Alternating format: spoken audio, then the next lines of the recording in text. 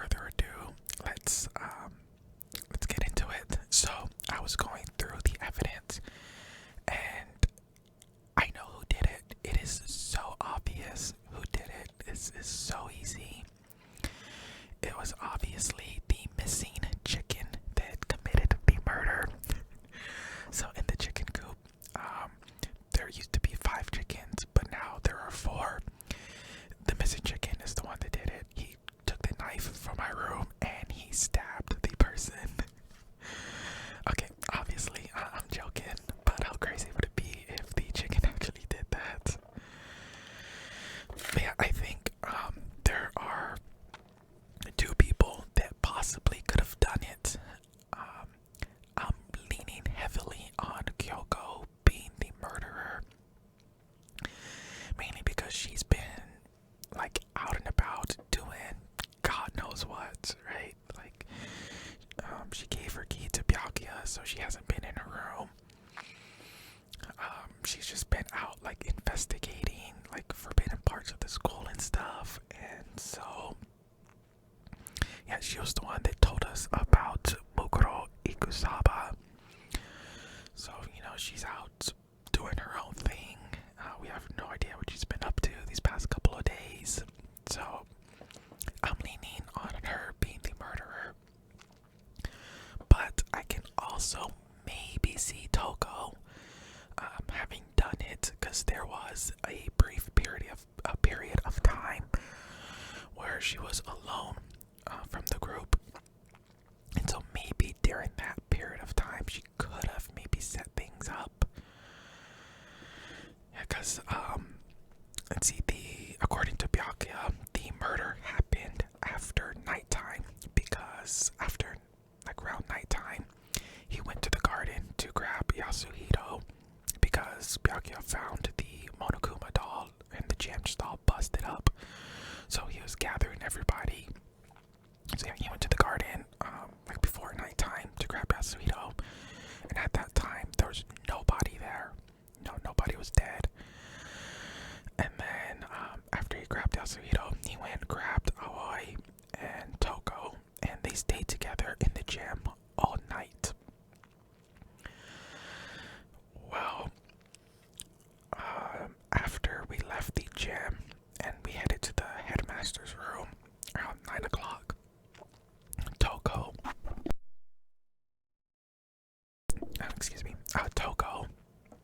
went off on her own to grab a tool from the garden tool shed. So maybe around that time when she went off on her own, she could have done something. But I'm not too sure. I have 2 big questions that I do not understand, and hopefully we get answers to them. But one of the things I don't get is why rig the body to explode with the bomb? Like, why blow up the body? Was it to maybe hide the identity of the victim? Was it to maybe destroy evidence? I don't see the point in destroying the body and having it just blow up. And I also have no idea what's up with the missing chicken. Like, what's the deal with the chicken? Like, I want to know what's going on with the chicken. Yeah, but anyways, let's go ahead and go over the truth bullets that we got. So, yeah, Monokuma file number 5. Due to the explosion, the victim's identity is unknown. They were, however, dead before the blast. The victim had been stabbed a single time with a knife, which went completely through the body. They had also been struck in the head with an object about as thick as a metal pipe. The body was covered with other wounds, but these were at least several days old. Alright, exploded body analysis. The explosion has burnt the upper half of the body beyond recognition. The upper half of the body remained on fire and had to be extinguished. Because of this, the upper half half was soaking wet, while the bottom half remained dry. So, according to Byakuya, the murder had to have happened after nighttime, but the sprinklers go off at 7:30. So how is the bottom half of the body dry? Wouldn't the sprinklers have gotten it wet if the murder happened like during nighttime? So if the body was there in the morning at 7:30, when the sprinklers went off, the whole body should have gotten wet, but the bottom half is dry. So that leads me to believe either one of two things. Either the murder happened elsewhere and the body was brought in after the sprinklers went off, or the body was covered. And so, it was covered with maybe like a tarp or something. And so when the sprinklers went off, the body remained dry. And then after the sprinklers went off, they just removed the tarp. It's one of those things. Alright, fake nails. The body was wearing notably long fake nails. So according to this picture, the hand is missing two nails. The middle finger and the pinky. I don't know if that's going to be significant, because we did not find any nails or anything, so I don't know. We also see a wolf tattoo on their hand, and we know the victim, Mukuro Ikusaba. Oops, I'm pretty sure it's Mukuro Ikusaba, it has to be. We know they were part of this mercenary group called Fenrir, and all members of Fenrir had to receive a tattoo of their emblem somewhere on the body. So I'm guessing that's what that tattoo is. It's the emblem of Fenrir, right? Yeah, tattoo on the right hand. The body had a tattoo of a dog on the back of the right hand. Alright, fragments near the dead body.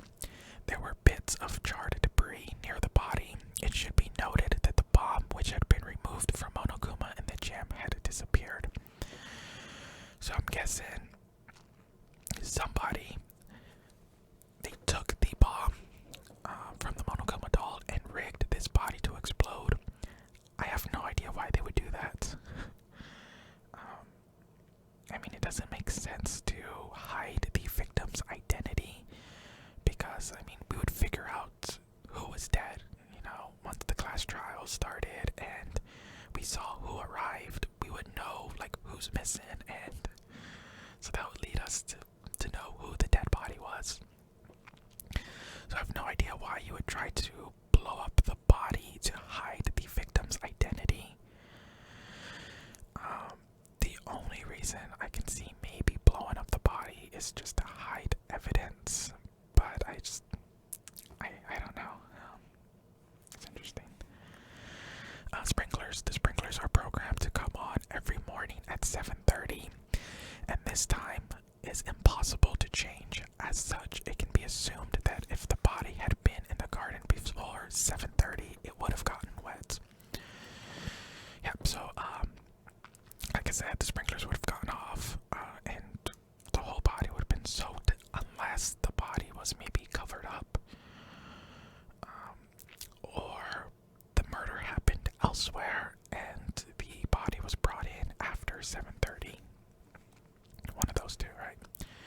When the body was found, 7 a.m., Makoto wakes to the morning announcement, 7:30.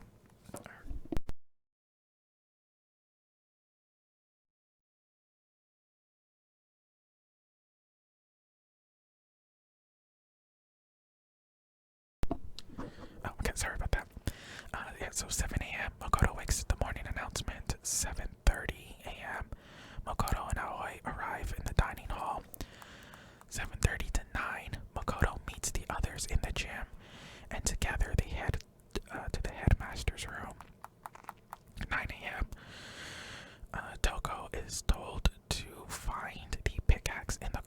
before she discovers the body. Yeah, so according to this timeline and what happened, around 9 a.m., Toko goes off on her own to get the pickaxe in the garden. During this time, she could have maybe either committed the murder or, done something. So I can maybe see Toko being the murderer, but like I said, I'm kind of leaning on Kyoko, mainly because she's been out and about doing whatever. Knife at the crime scene. The knife found near the body was the same knife that was used to stab it before the explosion. It is also the same knife that Toko had given to Makoto for safekeeping, and the knife the masked assailant was holding when they attacked Makoto. Tarp. The tarp was hidden among the other items in the tool shed. One side was wet and filthy with mud and grime. The other side was completely clean and dry. So I'm thinking this tarp was either used to cover the body, to prevent it from getting wet from the sprinkler systems, or maybe used to transport the body.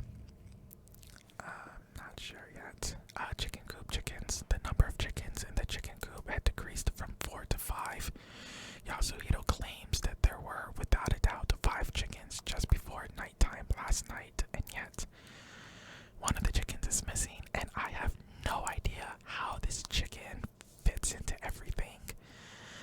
I'm wondering if it's maybe like a red herring or something, and maybe this missing chicken has absolutely nothing to do with the trial. Maybe somebody got hungry and just got the chicken, killed it, and ate it. Maybe. But yeah, I do not see how this chicken fits into everything, and I am so curious to find the answer out. So hopefully we find out what's going on with this chicken. Byakuya's account. Byakuya stated that there was no corpse in the garden just after nighttime last night, so it can be assumed that the murder must have taken place sometime after that.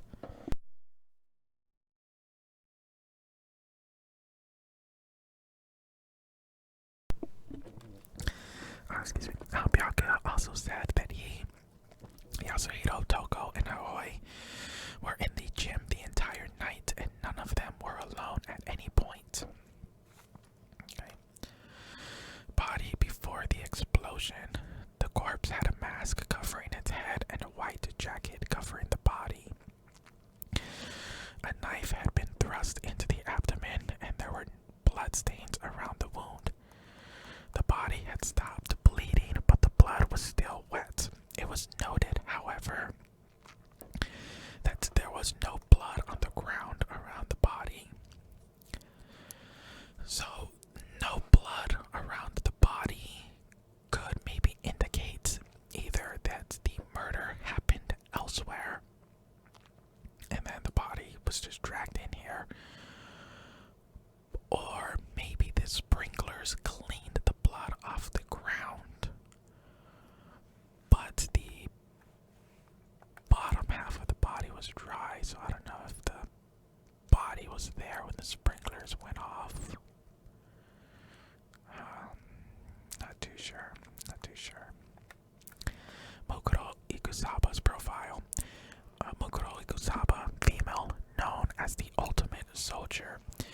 She became obsessed with the military from a young age. She disappeared while on vacation in Europe and reappeared in Japan 3 years later. Apparently, every member of Fenrir gets a tattoo somewhere on their body to represent their membership in the group. Yeah, so the tattoo, obviously, I'm assuming that's it right there. That's the Fenrir tattoo. One thing I am curious about is that this note, or the student registry, refers to Mukuro Ikusaba as the ultimate soldier. However, Kyoko referred to Ikusaba, I believe, as the ultimate despair. So can a person have two ultimates, or is maybe the ultimate despair somebody else? Maybe like the headmaster or something. Or maybe that's Monokuma. I don't know. Yeah, but yeah. Monokuma's account. Apparently, the killing game began with 16 participants, all students. It is assumed that Mukuro Ikusaba was the 16th student. Monokuma also revealed that the reason Kyoko wears gloves is to hide something she doesn't want anyone to see. So, I'm wondering, was Kyoko maybe also part of Fenrir? Maybe Kyoko somehow knew Ikusaba before. And yeah, maybe Kyoko was part of Fenrir, because Kyoko is always wearing gloves. Right, so maybe that's also hiding the Fenrir tattoo that Kyoko has. So just something I thought of. I don't know if that's true or not, obviously, but yeah, I'm wondering if Kyoko was maybe part of Fenrir as well. Woodblock key. This woodblock decoration was found in Kyoko's room. It looks like it's actually the key to one of the lockers in the dojo. Alright, and a set of titanium arrows was found in the dojo locker. There appeared to be 10 in total. And bloody duct tape. Along with the arrows, there was also a wadded up ball of duct tape in the locker. The duct tape had traces of blood on it. It's assumed that this is related to the case, but nobody can imagine how. Okay, so this woodblock key we found in Kyoko's room. I think it was like under her bed sheets. She would have had to have had this stuff in the locker room and had the key set up way before the murder like actually happened, right? Because Byakuya took Kyoko's key shortly after we searched the newly unlocked 5th floor. So I think like a couple of days before we found the murder victim, right? Byakuya took her key, so she would have had to have had this bloody duct tape, these titanium arrows, and this woodblock key set up in her room days before the murder like actually happened, I guess. Right, and I remember in the beginning of the game, Monokuma stated that the dorm rooms cannot be lockpicked. So there's no way Kyoko could have gotten into her room and set the stuff up later. She would have had to have done it, like, yeah, just days before we found the murder victim. So I'm wondering, did she maybe kill the person like a couple days early and then just move the body after? Maybe she was hiding it for a couple of days and then moved it out. I don't know, or maybe she had a run-in with the victim. They maybe fought or something, but she hadn't killed him yet, or killed her yet. I don't know, because these titanium arrows, we know that the victim, according to the Monokuma file, they had been struck in the head with an object about as thick as a metal pipe. I'm thinking that was the titanium arrows that they were hit in the head with them. So yeah, I don't know if maybe the murder happened like days before and we're just discovering it now, or maybe Kyoko just had a run-in with the victim. They fought or something, but the victim was still alive. I don't know. Finally, Kyoko's account. Kyoko used Monokuma's secret tool, which grants access to any room in the school, to sneak into the 2nd floor of the dorms. This area seems to have no monitors or security cameras. So I'm not too sure what the secret tool is, but I'm thinking maybe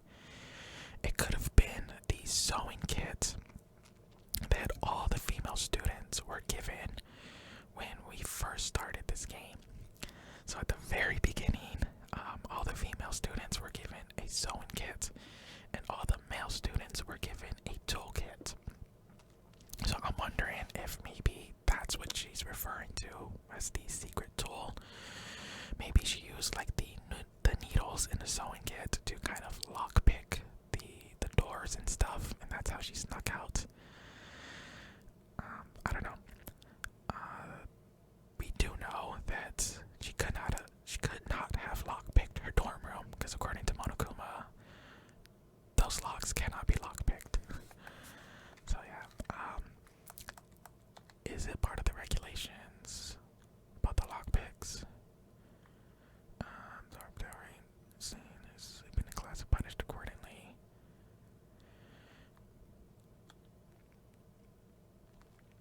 Minimally free helps. Strictly prohibited. Structure cameras. Go back in. Where it takes place. Okay. See, one of the things I don't think is fair is that Mokuro Ikusaba is the 16th student, so they were part of this killing game, but yet they never participated in these class trials. That is so unfair. And according to this rule, participation is mandatory for surviving students. So why wasn't Ikusaba participating with us? That's fucking bullshit. Supposed to be in class or be executed. Okay.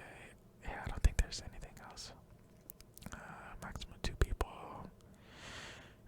Okay, attempting to break the lockdown is strictly prohibited. Well, yeah, I think that pretty much covers everything that I wanted to go over. Like I said, I think Kyoko probably could have done it, or most likely did it, but I can also maybe see Toko having done it as well. Yeah, but I'm leaning on Kyoko. Like I said, the 2 main questions that I have is why rig the body to blow up, and what's the deal with the missing chicken? But yeah, without further ado, let's go ahead and start the class trial. As I've been talking and going over this stuff for like 20 minutes already, so let's go ahead and let's begin. Being the last one left, I stepped into the elevator.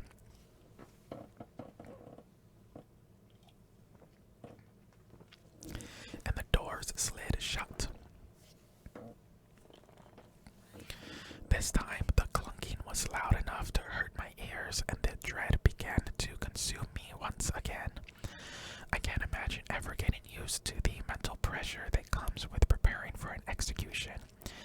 In that dusky darkness, nobody said a word. We just stood there, silent and still. After an immeasurable period of time, the doors opened without warning.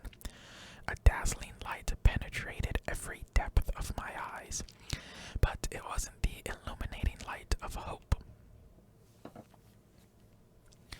It was the blinding light of despair.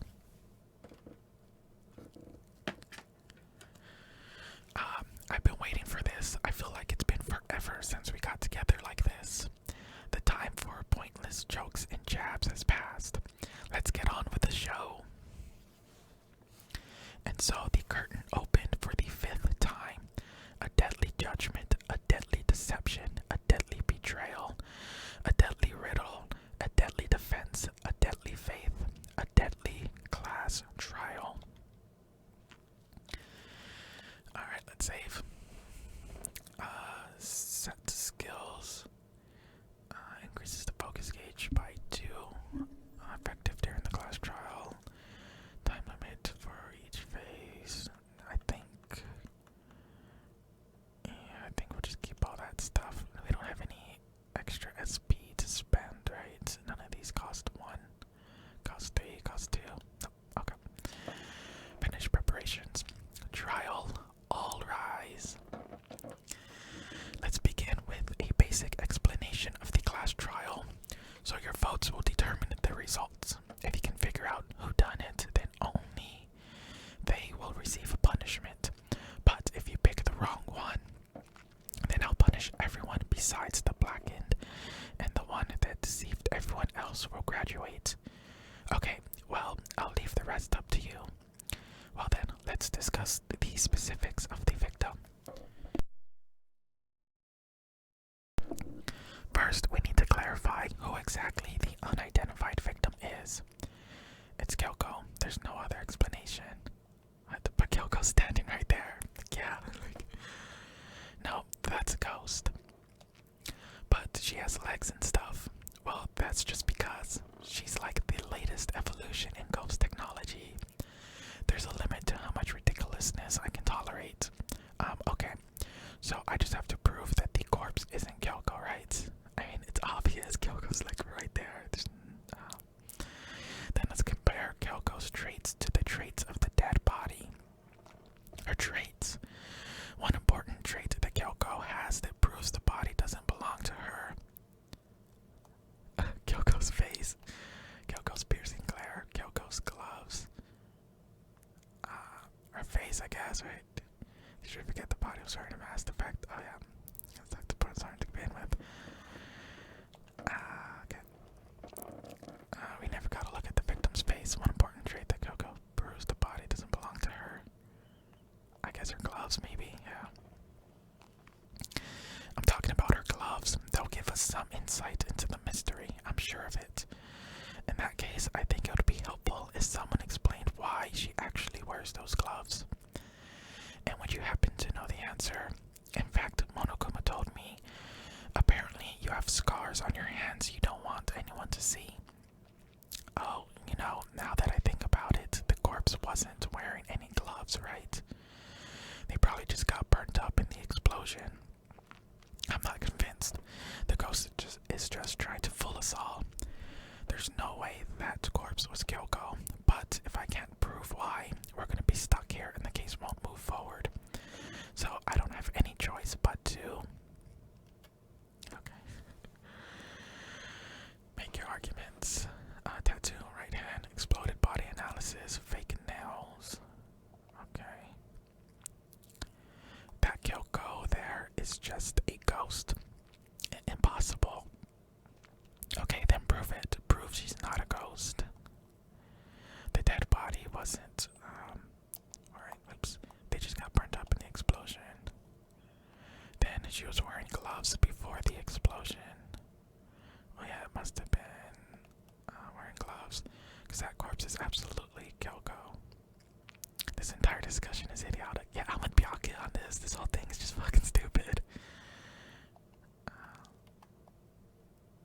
Okay, tattoo. Maybe talking about the tattoo to prove she's not a ghost. The dead body wasn't wearing any gloves. They got burnt up in the explosion. Maybe exploded analysis is what we need. Oops. Yes. Oops. No. She must have been. How do you speed up on this? Fast forward is B button. Okay. It's Kyoko. Let me go over the controls again, because it's been a while. Weak spots. Okay. Truth bullets is Y. Okay. No, I don't want that exploded body analysis. Okay, prove it. Prove she's not a ghost. Okay, nope, that was the wrong one. Come on, Makoto, don't scare me like that. It makes me think something weird is going on. I need to think about it one more time. There must be a contradiction in there somewhere. Tattoo on right hand. I think I may need to grab one of these things. Prove she's not a ghost. The dead body wasn't wearing any gloves. They got burnt up in the explosion. Then she was wearing gloves before the explosion. Yeah, she must have been wearing gloves. Exploded.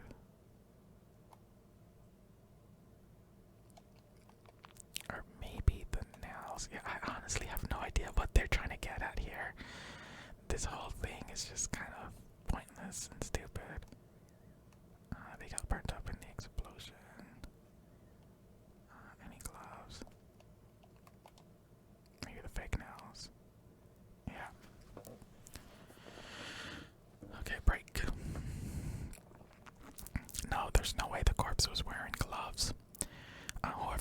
because they were wearing fake nails, remember?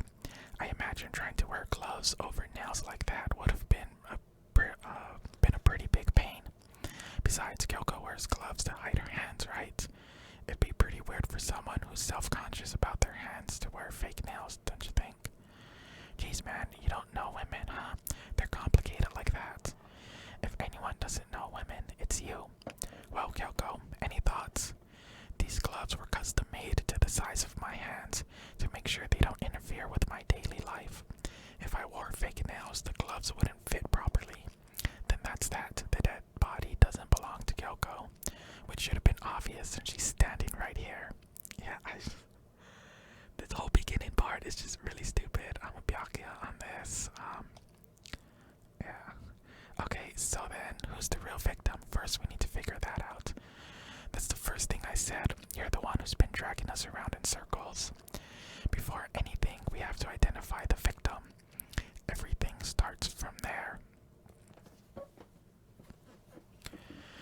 Okay, make your argument. Sprinklers, exploded body, analysis, tattoo on right hand. If Kyoko really is still alive, then who died? There's gotta be some way to figure it out. I don't think the face was scorched beyond recognition. And there wasn't any description in the Monokuma file. Well, if we can't identify the body, then there's nothing else we can do, right? And the one thing that can tell us was on the victim's own body. Tattoo on the right hand, right? It's with the Fenrir. There's gotta be some way to figure it out. I don't think so. The face was scorched beyond recognition. There wasn't any description in the Monokuma file. No. Damn it. Got blocked. I think that's what I need to do.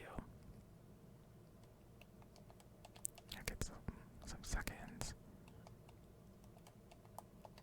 Come on, hit it. There you go. Counter. Let's go.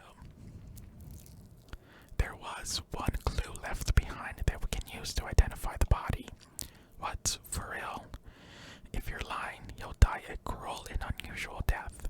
A cruel and unusual death? This I gotta see. She's just being stupid. Ignore them, Makoto. Tell us, what are you talking about? The key to figuring out who it was is the tattoo on the back of her hand. Oh yeah, the design's pretty strange, huh? Is this a dog? Her master must have made her get it to be like, you're my bitch. Seriously, they really did something like that. They really did something that humiliating. No, that's not it. The identity of the victim is hidden within that tattoo. Whoa, really? If you compare the tattoo to other information we have, the victim's identity should become clear. It was this, right?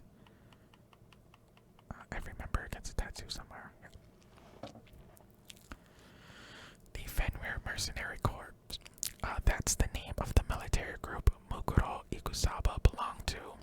Okay, so to show that they're a member of the team, each soldier that joins the squad will get a tattoo representing Fenrir somewhere on their body. Fenrir. The image that represents Fenrir is Hangman's Gambit. It's like a dog or a wolf. Wolf, okay. Where's the W? F. Wolf. Yeah, that was pretty short. The representation of Fenrir is a wolf. Fenrir, the wolf of Ragnarok. It's from Norse mythology, a huge world-ending wolf beast. He's the child of the trickster god Loki and a female giant. Man, after all this time, we finally got a glimpse of the literary all-star. A wolf tattoo, then that means... Exactly, the body we found had a tattoo of a wolf, which means that person must have once belonged to Fenrir, so it must have been Mukuro. What? Hold on, isn't she the one that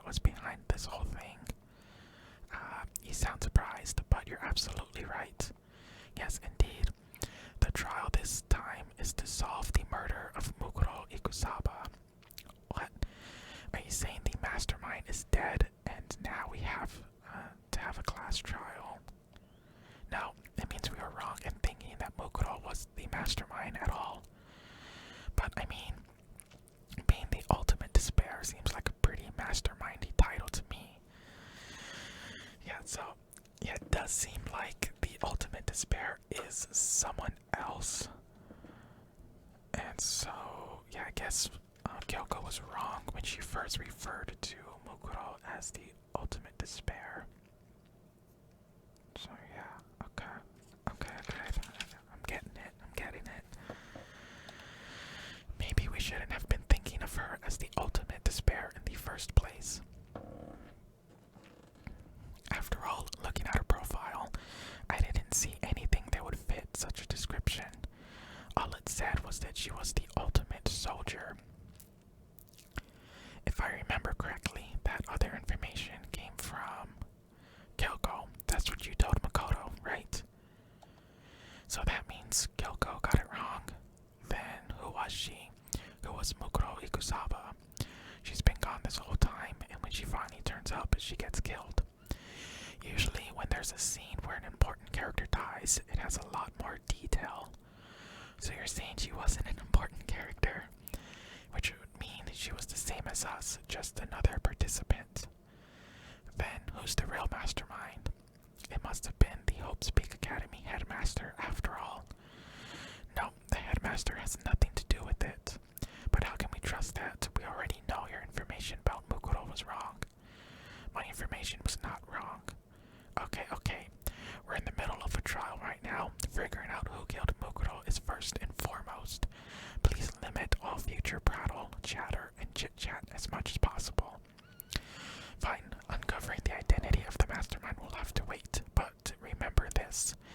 No matter what happens, we will find out who you really are. I stake my family name on it. I have officially decided to completely ignore all such attempts at provocation. Now then, just so nobody's confused, let me state this one more time for the record.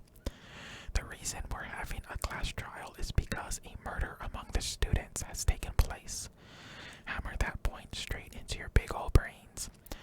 What you're saying is that both the victim and the culprit are part of the student body. Then one of us killed Mukuro. Wait, no. There's a chance that there's some mystery 17th person who's been hiding all along. Nope, there are only 16 students in total that have been taking part in these events. Seriously, then one of us killed Mukuro. Who did it? Who's the killer this time? Get a hold of yourself. We've already narrowed down the list of possible suspects.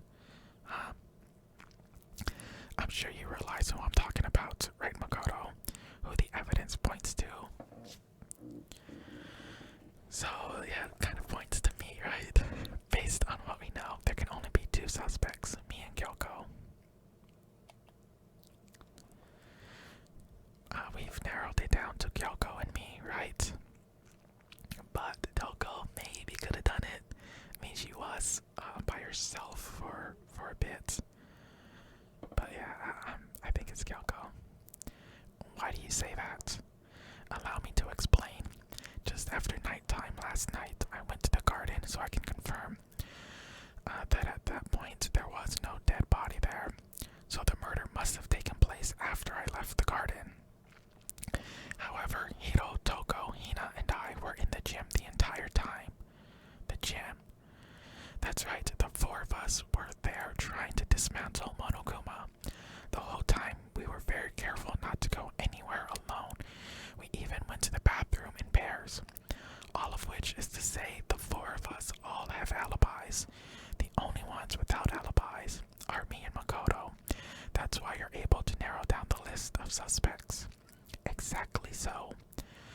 So the only suspects now are me and Kyoko. Damn it, I can't let this stand. Somehow, I have to clear my name. I have something I'd like to say regarding the whole alibi thing. And that's where we're gonna stop today's video. Yeah, but, yeah, things are starting to kind of, I guess, pick up a bit. The whole beginning part of this trial, in my opinion, was kind of stupid. this girl go a ghost? Like, oh, I don't know. I just felt like that was kind of just stupid and just kind of pointless. But yeah, it seems like the class trial is finally gonna start like picking up and everything. So yeah. But yeah, that's gonna be it for this episode.